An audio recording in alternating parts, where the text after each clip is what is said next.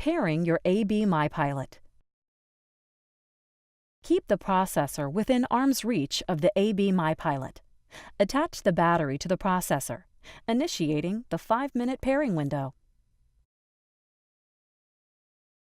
Turn on the AB MyPilot remote control. Press the center button on the AB MyPilot to access the main menu. Select the pairing option. Select to Scan for devices. When the processor is found, it will show the ear for which it is primarily programmed. There will be a green circle with a check mark to indicate successful pairing.